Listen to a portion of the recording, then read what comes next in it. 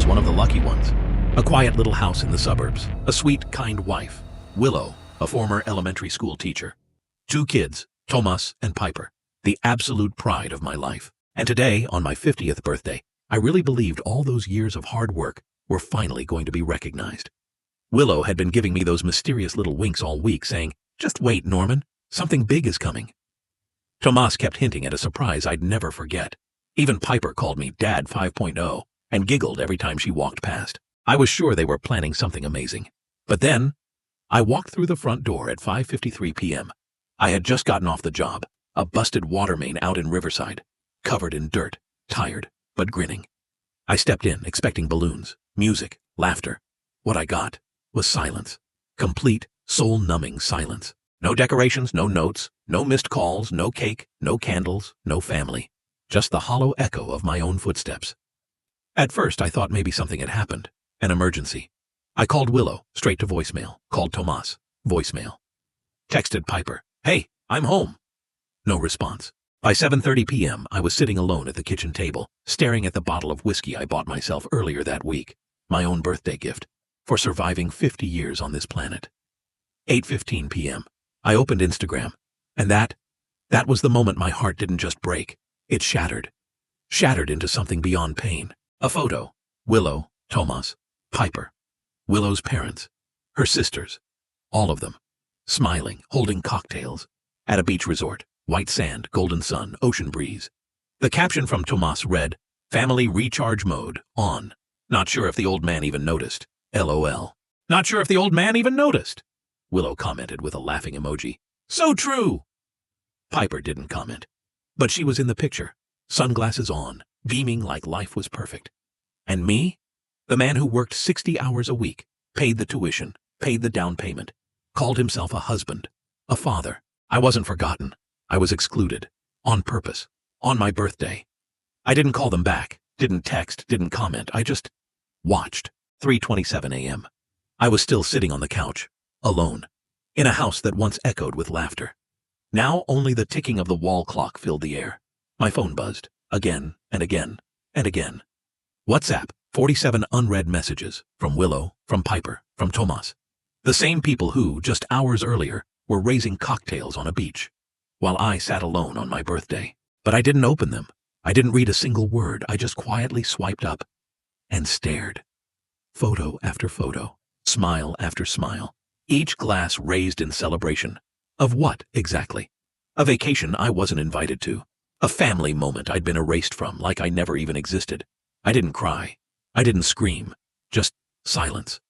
A kind of silence that tightens around your chest and doesn't let go. Then I opened my laptop, not to work, but for the first time in my life, to protect myself.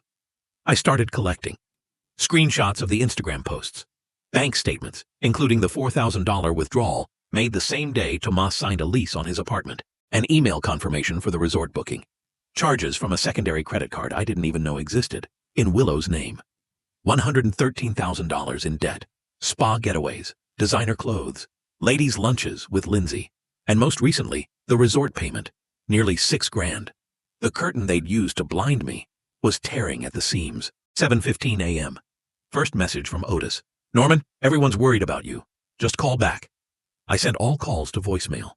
Otis left a long message, started with concern, ended with him calling me childish. He's always believed I was never good enough for Willow, and now, this was his proof. I didn't reply. Instead, I changed the password to our joint bank account. I called the credit card company and removed Willow's authorization. I redirected my next paycheck into a brand new account, in my name only. I opened a spreadsheet and ran the numbers. 25 years of marriage, 82% of household expenses paid by me, 94% of our retirement fund, my contributions. College savings for both kids, 100%, all me. I wasn't doing this for revenge. I was doing it to remember, to never forget how they made me feel. That night, I got the first voicemail from Piper. She was crying. She said something felt wrong, that Kinsley and Otis told her, surprises are more fun without Dad around. She said she wanted to call me, but she was scared. I almost broke down, almost called her back. But then, I remembered that photo, that smile, that cocktail in her hand, and once again, I didn't call. 4:32 p.m. A rideshare pulled up to the curb. I heard the scratch of suitcase wheels over the concrete. Soft laughter, scattered and thin, drifted through the air. And then, silence. They were home. But this house didn't open the way it used to. The doorbell rang. I walked slowly to the front door and opened it. There they were, sunburnt faces, worn-out smiles, each one trying to act like nothing had happened. Willow clutched a gift bag, something clearly bought last minute at the airport. Tomas avoided eye contact. Piper. Her eyes were red, like the weight of one glance might make her fall apart. And behind them stood Otis and Kinsley, faces stiff with judgment, as if I were the one who had done something wrong. I didn't say a word. I stood right in the doorway, no step back, no step forward, no invitation. Willow spoke first, her voice soft, like a bandage trying to cover a gunshot wound. Babe, I know this looks bad. We were worried. Honestly, I raised my hand. No words, just pulled out my phone, opened Instagram, held it out so she could see Tomas's post. Family vacay mode activated. He probably won't even notice we left LOL. Silence. Tomas looked down. Piper began to cry. Willow just stared at the screen like it was some kind of weapon. She took a step forward and offered the gift bag. We were planning to throw you a party when we got back. It just got messy. I stepped back, my voice low, steady, like stone. Otis, you're not welcome in my house. It hit him like a slap. First time in my life I saw his smug face drop into something unsure, awkward. Kinsley tried to smooth it over. Maybe tomorrow we can talk, Norman. Everyone's tired from the flight. I nodded slowly. Tomorrow, sure, but not with Otis. Willow looked at me like someone just dumped a bucket of ice water over her. I stepped aside, letting Tomas, Piper, and Willow enter. Otis stayed outside, clutching the handle of his suitcase. The door closed. No goodbyes, no apologies. 3.3. Inside, the air was heavy, like it couldn't carry all that had been left unsaid. Willow noticed right away. Her things were no longer in the master bedroom. Tomas went straight upstairs, not a word. Piper curled up on the couch, small again, like a little girl lost in a storm. I quietly set a thick folder on the kitchen table. Inside, a 25-year financial breakdown, bank statements, screenshots, withdrawal history, and their own words about the man who was too busy to notice anything that mattered. I said one sentence, just one. I just want to know, exactly when did I become invisible in this family? Willow opened her mouth, denial, excuses. It was just a vacation, a surprise. We just needed some time to... I held up her texts with Lindsay. He probably won't even notice. And if he does, it's already too late. Her face drained of color. Piper broke into tears. Tomas, still upstairs. Willow sank into the chair. And for the first time, she didn't argue. She didn't talk. She just sat there in silence. I spoke again, calm, clear, like a man telling his own story for the first time. I've moved most of our assets to a private account. I'll cover the mortgage and utilities for the next 3 months. Piper, your tuition's still covered. But I'll be paying the school directly, not through anyone else. Then I looked Willow in the eye. 3 months, to rebuild, or to end it. That's when Tomas stormed down from upstairs, his voice sharp. You're overreacting! This is family. You're treating Mom like a criminal. I held up my phone, showed him his own comments. Boomer energy. My dad doesn't even know how to chill. I didn't say a word. Tomas turned and slammed the door behind him. Piper stayed on the couch, eyes wet. And Willow sat still, staring at her empty hands. She understood. The game was over. Later that night, I got one final message from Willow. I never meant for it to turn out like this. The trip? It was supposed to be a gift. I didn't know it would spin so far. I'm sorry. I read it and replied with just one line. You sent me 47 messages. None of them mentioned my birthday. I turned off my phone, locked the door, made myself a cup of hot tea, and for the first time in years, went to sleep in my own bed, without feeling alone. It's been a month since the day they returned from the beach. A month since that silent confrontation that left aftershocks in its wake. I thought I had closed the door on them, and maybe even on myself. But the truth is, I had opened a new one. Willow moved in with Lindsay. Tomas hasn't been back since he walked out. Piper's the only one who still holds onto a thread, thin as the first wind of winter, but not yet broken. The house feels bigger now, but not empty. Each morning I wake up at 5:30, make coffee. No longer 2 mugs, just one. I go to the community center for laps in the pool. Sometimes I run into a few older guys, men who, like me, once felt invisible in the homes they built with their own hands. I call us the Brotherhood of Forgotten Men. On a Sunday, Tomas came by, not to apologize, but to ask, Dad, can you help me start over? He looked just like me at 23, bruised, stubborn, but with a flicker of light in his eyes. We sat down. I showed him how to build a budget, how to tell the difference between what you want and what you need. For the first time, Tomas didn't talk about social media. He didn't blame anyone. He didn't make jokes. Then he pulled out his phone and deleted every app right in front of me. I just want some quiet for a while, like you. I didn't say a word, just nodded.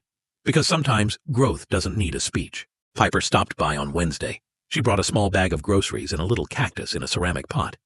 For your kitchen, it's tough, like you. I smiled. For real, not the forced kind. She hasn't apologized, hasn't explained. But the way she quietly did the dishes after dinner, folded the tablecloth, watered the plant, that was her apology. An apology made with action, not words. Willow still texts, sometimes nostalgic, sometimes practical, sometimes pleading, but I've learned how to read a message without responding. I'm not angry anymore. I don't love her anymore either. What I have now is silence, like the surface of a lake after a storm. One Friday afternoon, I wandered into a used bookstore. I found an old leather-bound notebook, weathered at the corners. On the front, a line etched in faded gold. Your presence is enough. Don't let anyone make you question that. I bought the journal, brought it home, and on the first page, I wrote, Norman, 50, not invisible, not perfect, but still here. A week later, I changed my relationship status on social media from married to, it's complicated. Not to get attention, but to remind myself, life isn't linear. It's not always pretty, but it's still worth living. A month after the loneliest birthday of my life, I threw myself a small party. Just me, Tomas, Piper, 3 guys from the swim center, and a cake I bought myself. I lit a candle, not 50, just one. One flame, bright enough for a new beginning. Piper sang. Tomas cracked jokes. I cut the cake. And for the first time, I didn't feel like a guest at my own celebration. On a late February morning, as the snow melted to make room for the first warmth of spring, I was cleaning out the backyard when I heard the doorbell ring. I wasn't surprised anymore. Life had become more open recently, but this time was different. When I opened the door, it was Otis. Not the Otis from a few months ago, the proud, commanding man who thought the world revolved around him. He stood there holding a box of pastries, his face more uncertain than I'd seen in the 25 years I've known him. I know nothing I say will ever be enough, he started. But I'm here to say 3 things. I was wrong. I'm sorry. And thank you for not giving up when I whispered the opposite. I didn't smile, but I nodded. And he stepped inside. For the first time, not as a judge, but as a man learning humility. A few days later, Lindsay, Willow's sister, sent me a message. Short, but honest. She wrote that after rereading old messages, vague posts, and watching the long silence I'd kept, she finally realized what she had supported. I thought I was standing up for family. Turns out I was helping push a good man, a father, a husband, a human being, out of the very home he built. Then came Willow. She didn't beg this time. She didn't cry. She came one rainy afternoon holding a notebook, her journal, she said, something she'd been writing in since our confrontation. Inside were scattered thoughts, quiet questions, and lines soaked in quiet remorse. I used to think being stable was enough, but I forgot. Nothing's stable when someone feels forgotten. You weren't absent from my life. I was absent from the gratitude you deserved. She didn't say forgive me. She said, if there's ever a day you feel ready to open another door, even just a small one, I'll be waiting behind it. I didn't answer right away, but I kept the journal. A month later, Piper sent me a photo. It was a picture of her final paper for class. The title, A Hero Without a Cape, the greatest lesson I learned from my father. Below it, she'd written, I'm not confused anymore, Dad. I see it now, clearly. On what would have been our 26th anniversary, I didn't plan anything. But Willow came, and so did Piper, and Tomas, even Otis. Not to celebrate, but to try again. We didn't hug. There were no words like, please forgive me.